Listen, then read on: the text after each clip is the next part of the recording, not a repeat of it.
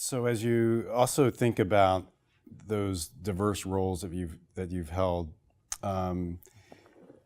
what is the one competency? If you think about some of the students that you're meeting with here at Kellogg and talking to them about Ford and the great opportunities, if you had to give them a piece of advice about a competency that's really stuck out with you in your career and maybe helped you, is there one that maybe you'd pick out? It's hard to pick out one. I'll start with communication, and not when I say that word, it probably is not what it doesn't mean what I first say when it comes to your mind. No matter where you are in the world, communication is clearly the most important thing when working with people. Mm-hmm. We forget most of the time that an active part of communication is listening, mm-hmm. Not speaking. The old joke that God gave us 2 ears and 1 mouth to try and teach us a lesson about what the ratio should be. Yeah.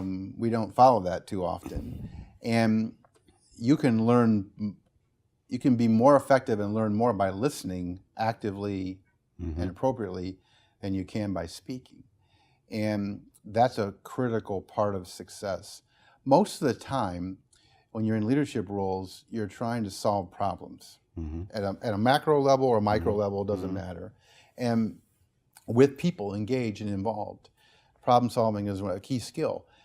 Listening to the issue, underlying what's really there in the issue, and understanding what the possibilities are to work together to solve it is fundamental to being successful. Mm-hmm. The other thing I would say, and I really witnessed this firsthand working for Alan Mulally for 7 years, mm-hmm. Is don't underestimate the power of positive energy and optimism. Nobody likes to work with somebody who's unhappy or miserable or negative anyway, right? But the power of positive energy can break through a lot of things, and it doesn't mean you're naive or Pollyanna that everything's going to be okay. Yeah. But you have to deal with reality. But at the same time, you can deal with reality head on in a positive, we're going to find a way attitude, mm-hmm. or you can deal, woe is me, I'm a victim. Mm-hmm. And don't underestimate the power of bringing people together and having that positive energy. Yeah. And that's critical, especially when you're in tough times, but it's actually critical at any point in time. Think about the people you like to work with. Yeah. Chances are they're more positive than negative, and they listen as much or more than they speak. So, excuse me, it might be too easy just to say what's the inverse of that. But maybe if I phrase it this way, if you look back on people who maybe you were coming up in the company with who didn't quite make it, right? Was there something that they were missing, or something you could say, if I was coaching that person, I would tell them, you've got a blind spot here, and there are mistakes we make that are correctable.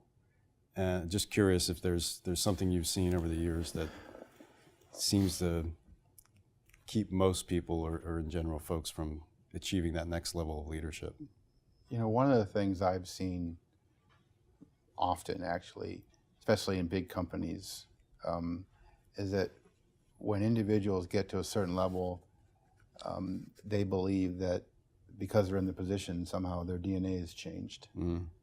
And it's very important for anybody at any level to, first of all, appreciate and respect the fact that it's an honor and a privilege to serve in a leadership position, and never lose sight of that. And remember that no matter how high up you are in the organizational structure, your job is to serve the people who do the real work. Mm-hmm.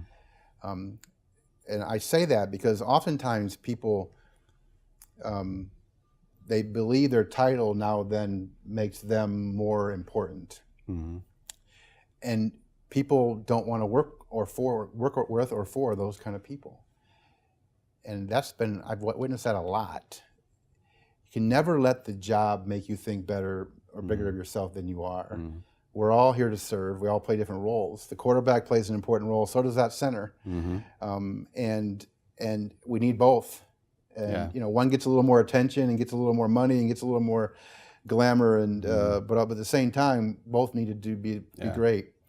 And so that's one thing I would always give people advice to is don't get hung up on the titles, and don't get too hung up on yourself. Because one, we're all humans and we make mistakes, we're fallible. But two, that position will still be there when you're gone. Yeah. And never get too hung up on that. The way you can get over that oftentimes is just remembering that it's an honor and privilege to serve. And if you come in every day with the attitude and the energy around helping other people succeed, serving others so that they can succeed, then you don't lose that perspective. Yeah. If you ever, at the moment you think people are serving you or exist for you or it's about you, that's when the downfalls occur. Yeah.